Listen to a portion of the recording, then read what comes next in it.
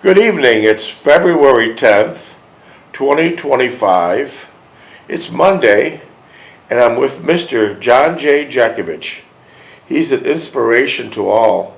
Oh, yeah. Mr. John J. Jeckovich, it's our pleasure and honor speaking with you. I heard you had a surprise visitor, which was very nice today. Yeah. Tell us who you had.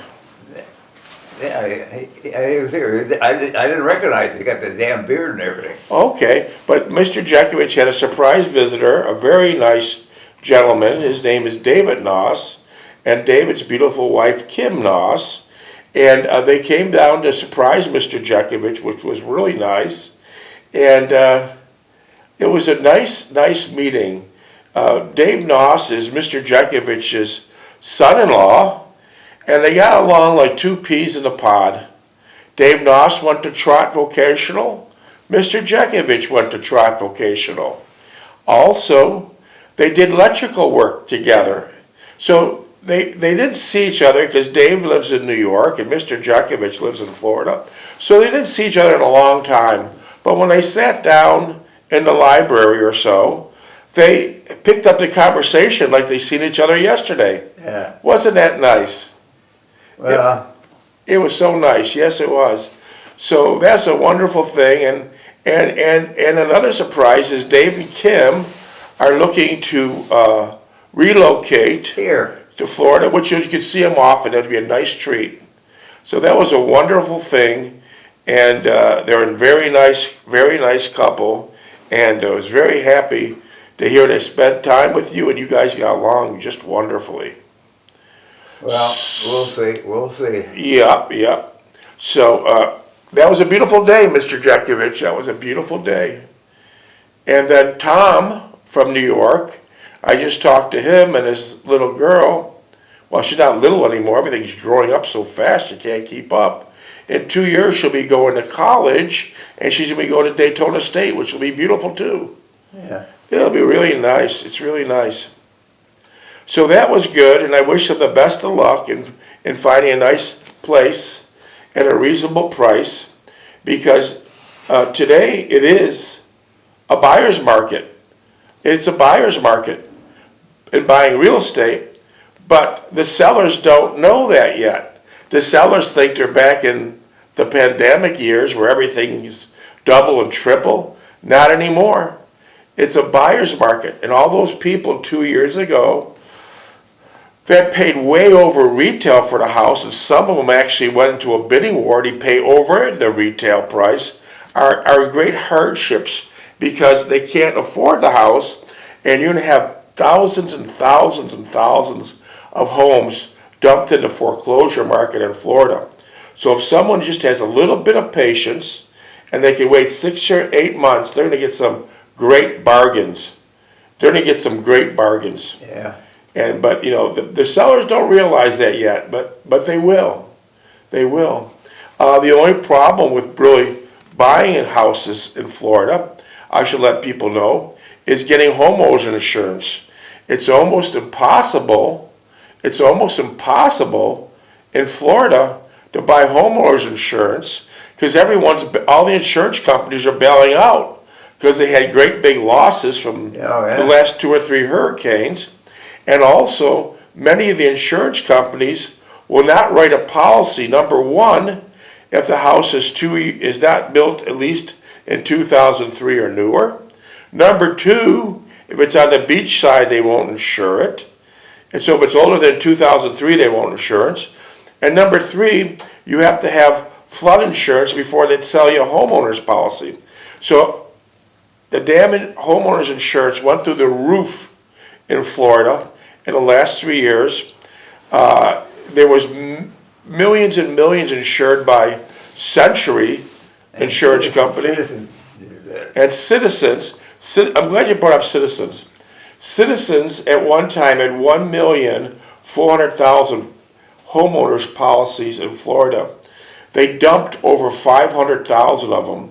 And so now they only have about 900,000 left and are trying to dump more. But the problem with Citizens and a lot of these insurance companies, 70% of the claims made to Citizens were not paid. Yeah. Their attitude was basically, hey, You don't like it, sue me. And the game plays out like this. If it's not a substantial claim, citizens will tie you up in court forever. You'll drain all your savings. And if you lose, not only do you lose your money that you paid to your lawyers over the last 3 or 4 years, but now in Florida, they passed a law where you'll have to pay the insurance company's lawyers if you lose. So the insurance companies are basically using this tool against people that thought they had good insurance, and they don't. Another problem in Florida is 97% of the houses are in HOAs, homeowners association.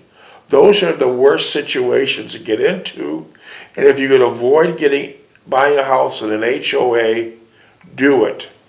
And Florida, do some research. South Florida, all these condominiums were built in the 70s and 80s. They have great functional obsolescence. And not only are you you're paying a great condo dues every month, but the assessments are out of this world. Because the state comes in, Google Sunrise condominiums, the state will come in and say, your condominiums aren't safe. Yeah. So you'll have 3-day notice to get the hell out. You still have to pay the real estate taxes, you still got to pay the condo dues, and you still got to pay your mortgage if you have one. Some of these assessments, like a very expensive condominium that was built in 1981 called the Aliki Forum, and mine was the Aliki Atrium, were built in 81, and they came up being functionally obsolescent about 2 or 3 years ago. What took place then? There's assessments, and each owner was assessed, came right out of clear blue sky. No one knew it was coming. The assessment was $100,000 to $150,000 per unit. So if you don't have the assessment, they'll foreclose on you and boot you out. So stay away from all condominiums in Florida. All condominiums in Florida. Especially the ones on the water. Especially the ones on the water. They can shut them down in 3 days. Google Sunrise, you'll see what happened there. 3 stories or higher. 3 stories or higher. And another thing, they just passed a law a couple months ago. If you're living in a condominium 3 stories or higher, if you're living in a condominium 3 stories and higher, you have to have a slush fund. It's a fund where it has to carry on any future problems, and not one of these condominiums have to that fund. So not only will you be assessed for the building be 30 or 40 years old, $100,000 or more, you'll be getting a big assessment to bring up the reserve funds very high. Yeah. Stay away from condominiums. And they're gonna come down to Cold Bluff. They don't know what the hell's going on. Yeah. But stay away from condominiums, and try to stay out of an HOA. That's for sure. And try to buy definitely out of the HOA. Remember, try to get something 2003 or newer, because most insurance companies will not insure your house. Or if it's on beachside, you'll have a really, really hard time finding it. But anyways, you're looking well today. Oh yeah. I like your new sweatshirt. Give me all that good news. Yeah, I like your new sweatshirt. Yeah. Did we have a text that just came in from the Mardi Gras? From the what? What the hell? We have a staff of 6 and we got no one here. Huh? What? Is this like the United States government? We have a ton of workers, but there's no one here. Where'd they all go? We lost them all. They go on a coffee break. They go 6 at a time. What the hell? I thought we had some text we were going to read, but the studio's empty. The studio's empty. I guess they think they're working for the federal government. They work from home. No one's here. Everyone's freaking gone. All right, we'll deal with it. Well, anyways, I need to have your dog tag number. 42965. Okay, that'll open up the laptop. And before I do that, let me let the people know, Mr. John J. Jeckovich was in World War II. He was from Company H, 2nd Battalion, 291st Regiment of the 75th Infantry Division of the U.S. Army during World War II. Mr. Jeckovich, he doesn't consider himself a hero, and he never will because they're humble back then. But Mr. Jeckovich was awarded several medals and accommodations. Mr. Jeckovich got 2 Bronze Stars, the Purple Heart, Army Good Conduct Medal, American Campaign Medal, Yeah. a European, African, Middle Eastern Campaign Medal with 3 Service Stars. Mr. Jeckovich also received the World War II Victory Medal, Army of Occupation Medal with a Germany clasp, Combat Infantry Badge, Sharpshooter Badge. These are what the government awarded you. Sharpshooter Badge with carbine, pistol, and machine gun bars. Yeah. Marksman Badge with a rifle bar. Honorable Service Lapel button from World War II. So, these are a lot of distinguished medals.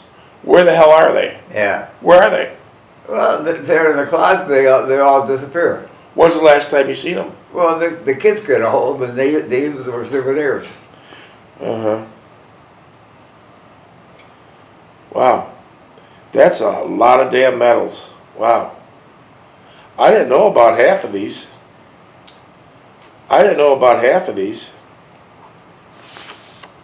Wow. That is a lot of damn medals. That is a true hero. World War II Victory Medal, Good Conduct Medal, Purple Heart, 2 Bronze Stars. Wow.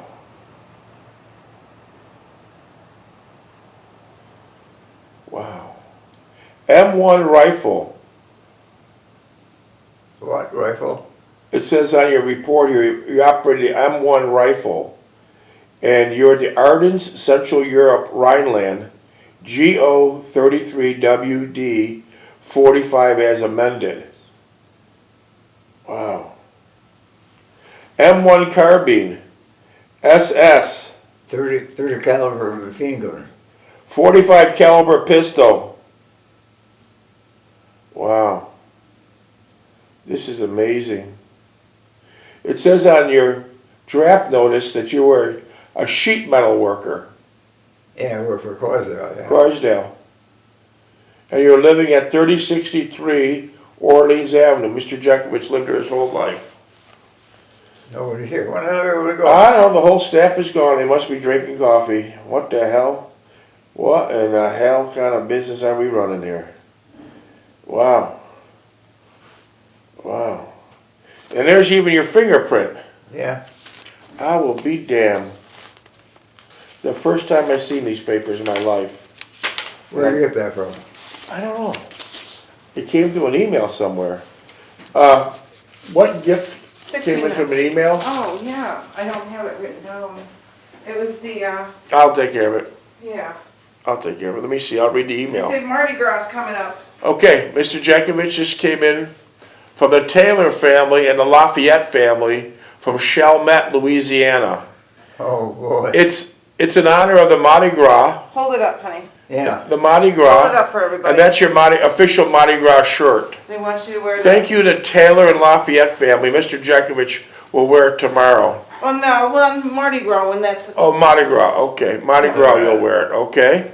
yeah, it's a Mardi Gras shirt. Yeah. Right down on Bourbon Street they got it from. Yeah, in Put Louisiana. that in the closet, please. I will. Send these people thank you notes. I will. I'll send them a thank you note too, John. Yeah. I'll go hang So it up that's right the now. Taylor and the Lafayette family, Mr. Jeckovich. Yeah. So that's Where are the they from? Chalmette, Louisiana. That's just north of New Orleans.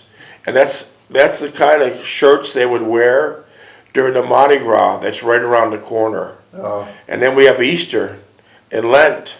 Yeah. There'll be a 40 days of Lent. Yeah, It's amazing the last day of Mardi Gras, people are drinking their asses off and eating lots of food and being pure gluttons.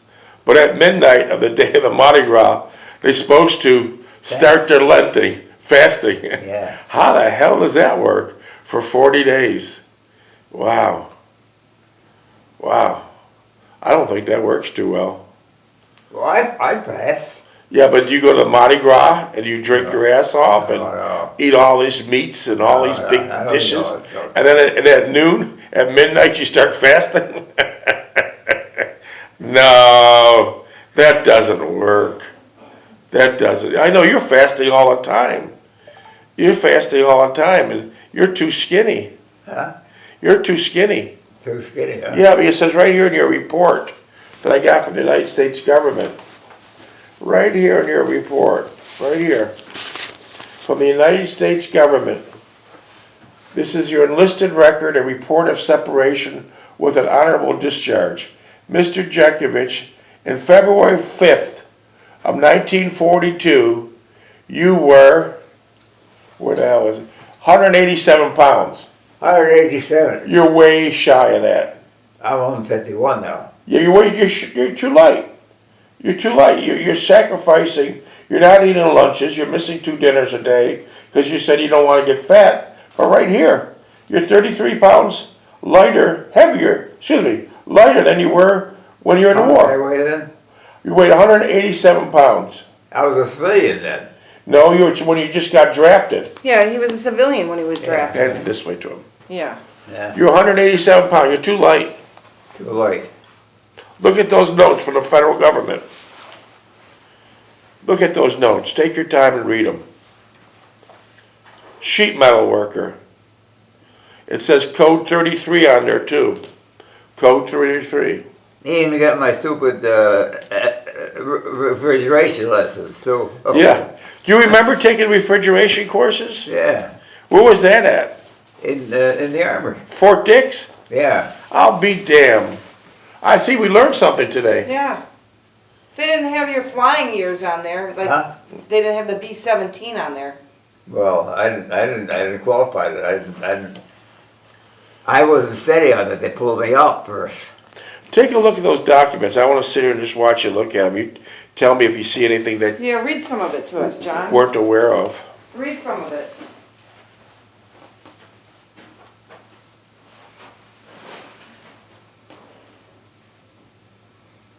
Who wrote this? Kevin Naus.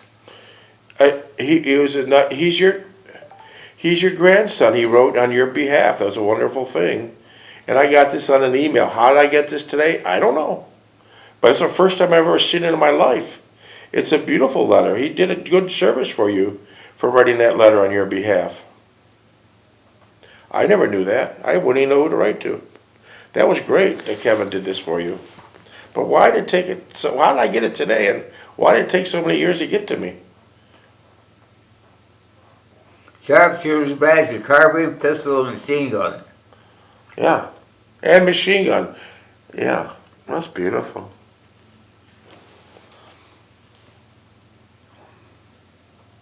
Take your time, read it over. Read some more of it out loud. Anything you want to comment on, please comment. That's a very, very nice letter that I knew nothing about. I wish I did. Now I do. Yeah, I got all those medals. The kids got a hold of them. Which kids? Huh? Which kids? My kids, when they were small. And they don't know what they happened to them? No, they played with them, yeah. What happened to your uniform? Yeah, that's nothing. What happened to my uniform? What happened to your German chrome knife? Yeah, that silver knife. And what happened to that raccoon hat you had? Take your time and read it all.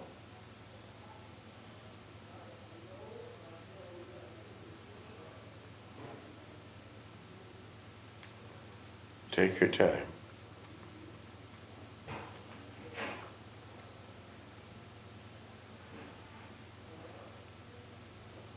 By the way, Mr. Jeckovich is knocking on the door of 100, and he reads 3 newspapers every morning. Guess what? With no glasses. He doesn't need any glasses. God bless him. No glasses. Most people at 40 and older wear reading glasses. Not this guy. Never took a prescription in his life. Never took a vitamin. Never drank, never smoked. And jogged for 80 long years. Yeah. He jogged for 80 long years. When Mr. Jeckovich started jogging 8 decades ago, it wasn't fashionable. And what would Yeah. people yell at you when you start jogging? Hmm? He's reading. Hmm?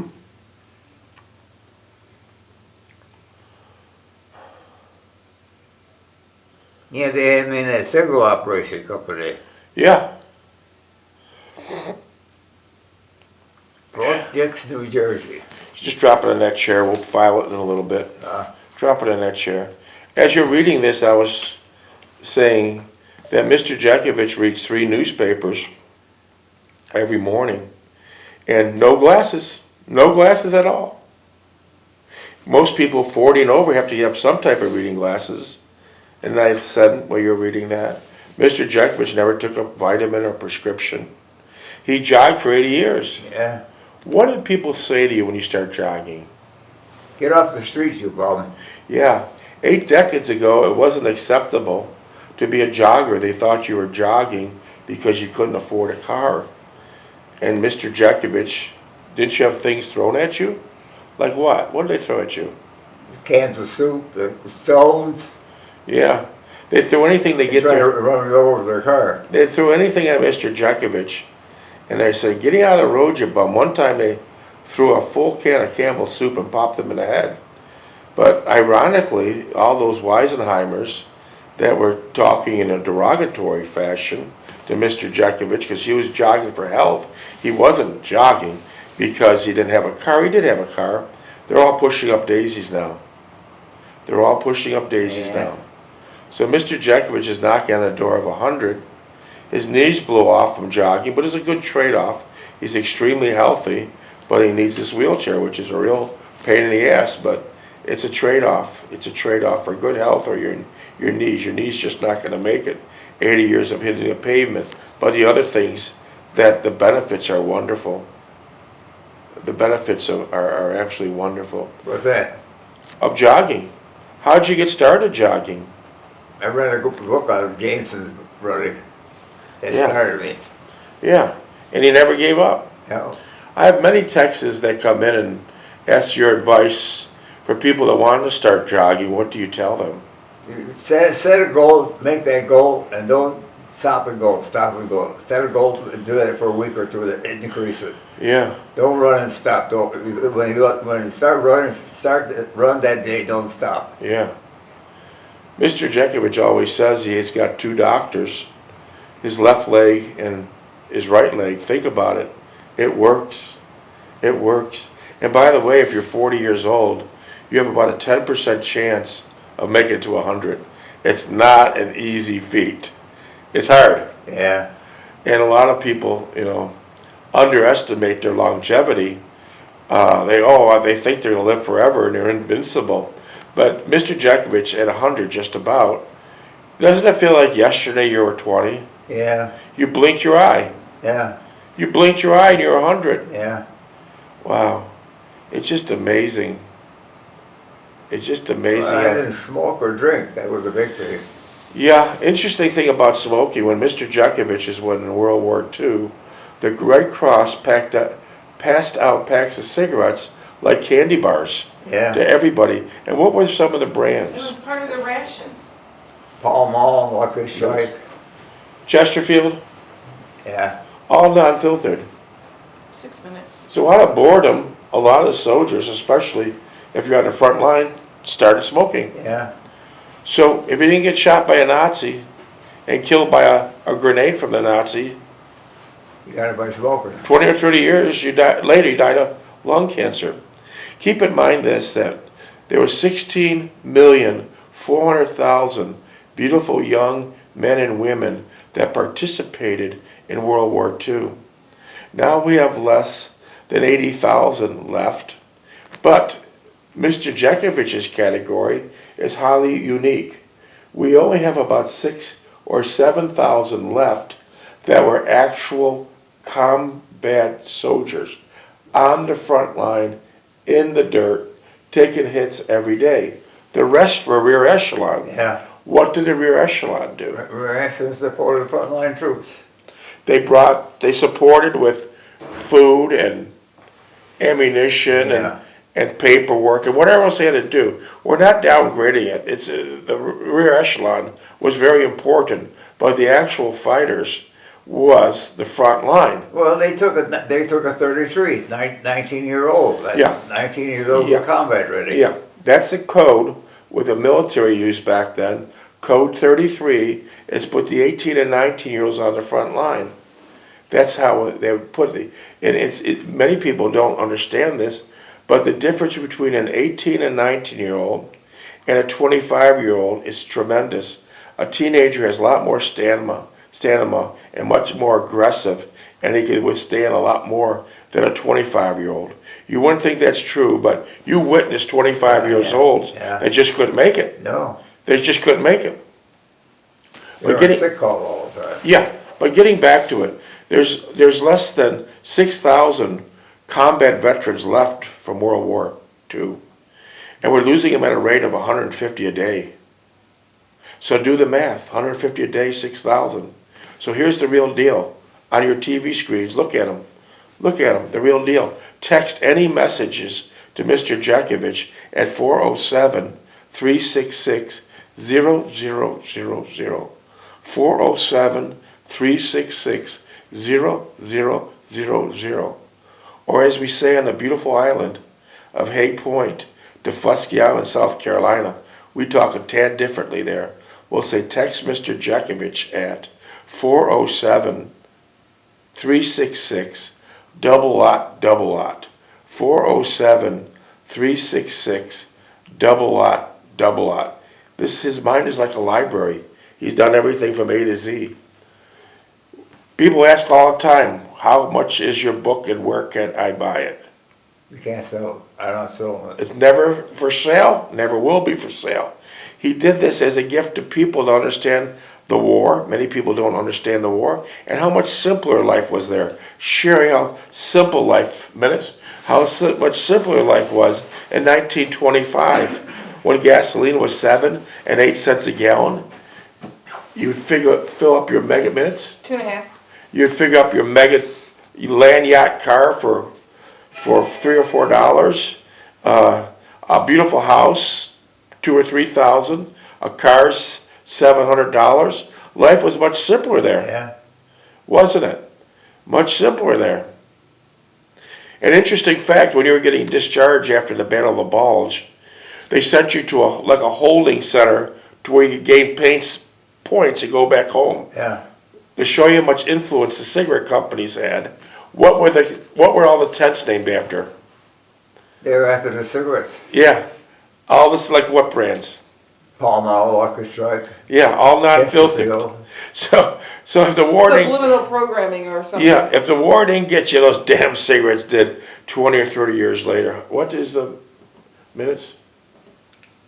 Minute 40. And then the cigarette companies are still very devious.